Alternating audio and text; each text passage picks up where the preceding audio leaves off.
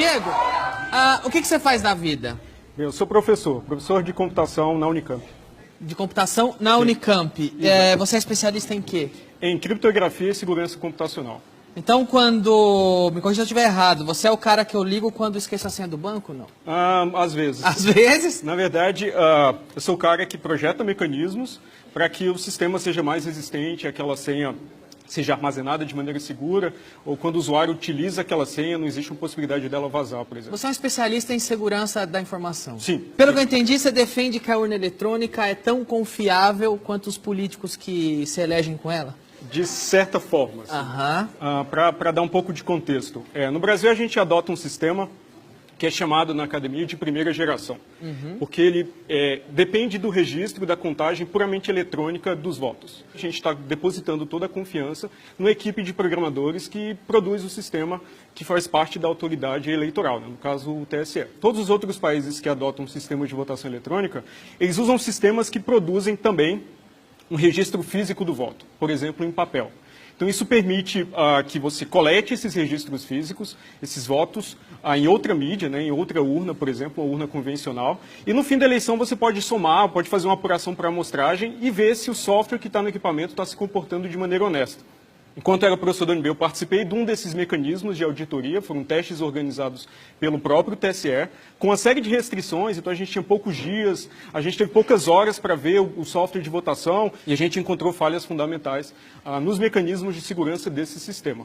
Quais são as falhas que você encontrou na urna eletrônica? Certo, então as falhas tinham implicação tanto no sigilo do voto quanto na integridade dos resultados. Então, no Brasil, o sistema deve fornecer sigilo do voto.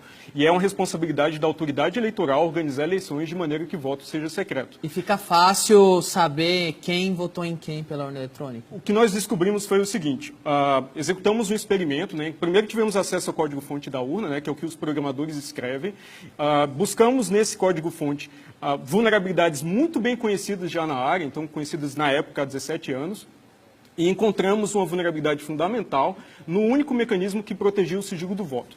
Vou explicar. Quando a gente vota na urna eletrônica, os votos não são armazenados na ordem que eles foram depositados. Então, a urna eletrônica vai armazenando os votos de maneira embaralhada. Exatamente quando a gente vota em papel e as cédulas vão caindo fora de ordem. Para embaralhar e manter o sigilo, você não sabe que o número 1 votou em X, o número 2 votou em X. Exato. Embaralha. Durante os testes, nós descobrimos que reverter esse embaralhamento era muito fácil e dependia apenas de informação pública.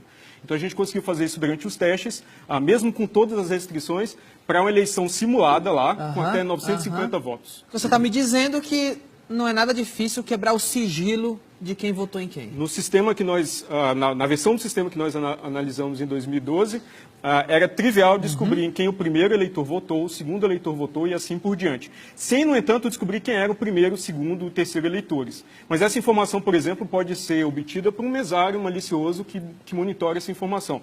Além disso, o sistema de votação também armazena a hora que cada pessoa votou. Então, se você quer, por exemplo, descobrir o voto de uma pessoa importante... Você lê o livro? Você, não no livro, mas em arquivos públicos também, então arquivos eletrônicos. Então, você consegue, pela hora que a pessoa votou, descobrir a posição dela na fila e recuperar com certeza matemática aquele voto específico. Então, é um voto, às vezes, de uma celebridade, de uma pessoa ilustre, um industrial. Por que a urna precisa registrar a hora que você foi votar? Eu não sei. Talvez eles queiram, por essa hora, monitorar quanto tempo, em média, cada eleitor demora votando. Mas daqui de onde eu estou, de leigo, me parece que é muito fácil tirar o horário do voto, por exemplo. Sim. E há 17 anos não tiraram. Então, daqui de onde eu estou, de leigo, me parece que é porque querem deixar uma brecha, um motivo existe para isso. E não me parece que é um bom motivo. É muito difícil separar malícia de incompetência nesses casos, né? Então, nesse caso, o que eu posso concluir é que essa informação não há necessidade, eu não vejo necessidade de registrar essa informação. Bem, era uma característica do sistema que nós observamos. E aí, malícia e incompetência, falou em coisa pública no Brasil, anda junto. Pois é. Adulterar voto é fácil ou difícil na urna eletrônica? O teste com sigilo do voto a gente pôde executar experimentalmente. Então, a gente simulou uma eleição, recuperou os votos em ordem e mostrou que era perfeitamente factível. Desculpa, só pontuando aqui, outro item. Sigilo, facílimo quebrar, segundo os testes. Sim, agora, demonstrado experimentalmente. Alterar, manipular o voto, alterar o resultado de uma eleição através da urna.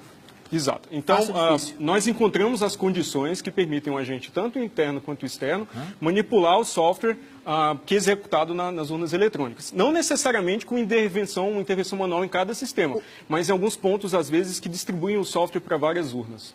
Para quem mais leigo como eu, o que é um agente interno e o que é um agente externo? Um agente interno é alguém que trabalha na justiça eleitoral, né? Então tem certa prerrogativa, certo privilégio de acesso ao sistema. Que seria, no caso, um infiltrado de um partido. Poderia ser, sim. Ou do governo ou de outro partido que um agente malicioso um agente malicioso privilegiado, por exemplo. E o externo? O externo seria alguém que, às vezes, ele pode ter sido um ex-programador, um ex-funcionário da justiça eleitoral, mas ele é financiado por um partido político e não está dentro da justiça eleitoral. Ele é da máquina ou do governo ou de outro partido? Não, é do TSE? É um autônomo. Alguém que pode ser pago para fraudar uma eleição. Então, basicamente, o que protege o software de votação, que é instalado nas urnas, o país afora, é uma chave criptográfica, é um segredo.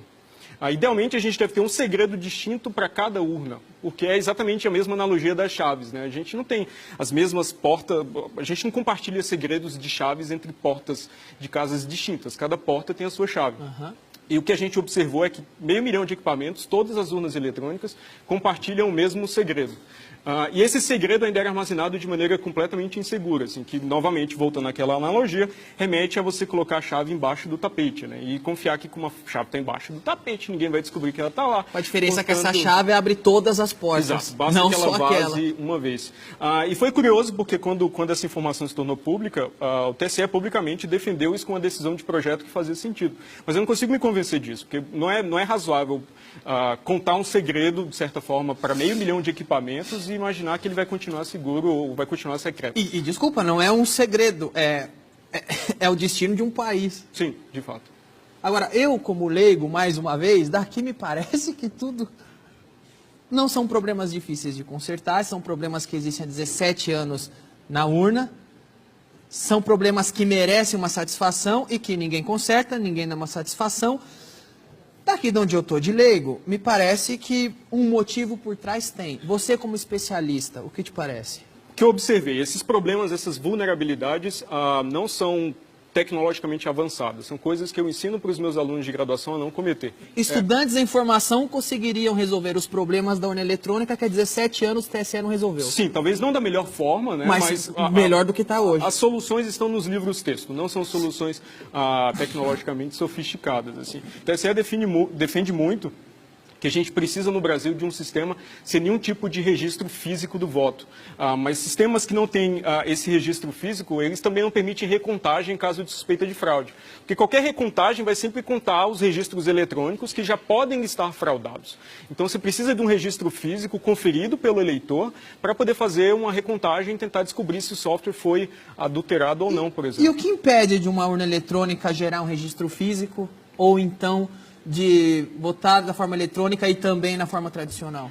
Bem, um certo custo adicional, porque você precisa de uma impressora acoplada, uma impressora adicional, né, papel para imprimir esses votos, talvez um pouco mais de logística para organizar essa impressão e essa apuração posterior, porque um pouco de cuidado na implementação, porque esse registro físico não pode ser implementado de forma que o eleitor leve um comprovante do seu voto para casa, porque senão ele pode quebrar, os eleitores podem quebrar com muita facilidade o próprio sigilo do voto ou outros agentes, então precisa um pouco de cuidado. Mas é assim que funciona em todos os outros países. Então, eu não entendo por que o Brasil necessariamente tem que ter eleições menos transparentes. Esses são mecanismos de transparência eleitoral. Então, para citar um exemplo recente, quando máquinas de votar, também de primeira geração, né, com apenas registro eletrônico dos votos na Índia, foram demonstradas vulneráveis, a Suprema Corte de lá determinou que, a partir das eleições desse ano, todos os equipamentos teriam que produzir registros físicos do voto. E no Brasil, o entendimento é o contrário, é que qualquer registro físico do voto ameaça, por algum motivo, quanto mais transparente ficar, pior é aqui. A característica mais importante de qualquer sistema de votação é transparência, as características, né, são transparência e confiabilidade, onde o segundo é um pouco o resultado do primeiro. Né? Então, transparência talvez seja a característica mais importante. Então, essa agilidade nem entra. É desejável, mas não adianta nada você ter apuração ou totalização muito rápida quando você não consegue ter um nível de confiança razoável no que você está somando, né, nos votos que você está somando. Eu queria fazer outra... Um outro registro eletrônico seria igualmente deturpável, sei lá, se na hora que você votasse, registrasse na urna, mas também registrasse em algum outro lugar? Ótima pergunta. No Brasil, o TSE alega que esse arquivo dos votos embaralhados, que eles chamam de registro digital do voto, é um mecanismo de recontagem. Mas ele é produzido pelo mesmo software, pelo mesmo programa que soma os votos. Então, se o atacante toma, o adversário, o fraudador, né, toma controle do software que conta os votos, ele também produz um registro dos votos embaralhados que é compatível com aquela contagem. Então, você precisa de uma outra mídia, de fato, até para aumentar o custo de ataque, porque agora o atacante, o fraudador, tem que manipular de maneira compatível vários registros e também você tem uma trilha verificada pelo eleitor, no caso, independente da trilha eletrônica, dos votos armazenados de maneira eletrônica, rápida, igual, né? e que tem fraudes, também tem possibilidade de fraude, mas todas elas são visíveis, né? Porque envolvem você subtrair papel, sumir com lona, que eram fraudes que aconteciam na eleição com cédula no Brasil e deixavam testemunhas, né? Uma eleição puramente eletrônica não deixa testemunhas para a sociedade nos fiscais eleitorais. Só precisa de um cara com uma chave para alterar onde ele quiser. Sem testemunhas, ele faz sozinho. Essa foi a condição que a gente encontrou. A gente não pôde testar isso durante os testes organizados pelo TSE, a possibilidade de adulterar o sistema com essa informação, com esse segredo compartilhado, porque não teve tempo, eram pouquíssimos dias, mas também não houve interesse posterior do TSE em tentar montar, simular esse ataque para ver quão eficaz ele seria na prática. E quando você chega no TSE e mostra toda essa falha e mostra como é fácil fraudar uma eleição com a urna deles, o que eles falam? Uma entrevista que eu dei para um portal de internet logo depois dos testes e descrevi de maneira técnica todos esses problemas, a resposta oficial do tribunal era basicamente dizer que a minha atitude era uma ameaça à democracia. Assim, que eu também isso é uma ameaça à democracia. Aparentemente, ou pelo menos no entendimento do tribunal. Questionar qualquer coisa é ameaça à democracia. Tá Quando isso é radicalmente diferente da cultura que a gente tem na universidade e na academia, né? Que é tratar dos problemas, escrevê-los em detalhes, avaliar de maneira técnica quão seguro é ou não o sistema, propor soluções, implementar essas soluções e evoluir a segurança do sistema ao longo do tempo. Democracias muito mais antigas, maduras, mais desenvolvidas, não querem a urna eletrônica lá e o brasileiro se orgulha que tem isso aqui. Por quê? Para citar alguns exemplos, na Alemanha tem um entendimento muito diferente e interessante, que eles chegaram a utilizar sistemas com essas mesmas características, mas um entendimento da Suprema Corte de lá é que um sistema de votação utilizado pela sociedade para eleger seus líderes não pode exigir conhecimento de especialista para uma auditoria. Porque assim, se você não precisa de conhecimento especializado para fazer auditoria, que toda pessoa de fato é um fiscal, é um auditor, né? Então lá, o entendimento da Constituição, da Suprema Corte de lá, é que um sistema desse simplesmente é inconstitucional, e não pode ser utilizado para eleições oficiais. Então, o que eu acho um entendimento muito interessante, porque eles tentam adotar algo que é diretamente observado ou auditado pela população.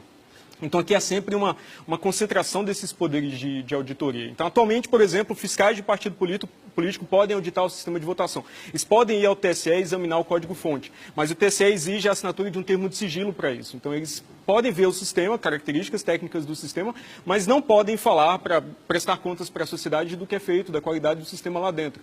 Então, há uma obsessão com o controle e a falta de transparência é endêmica em várias etapas do processo.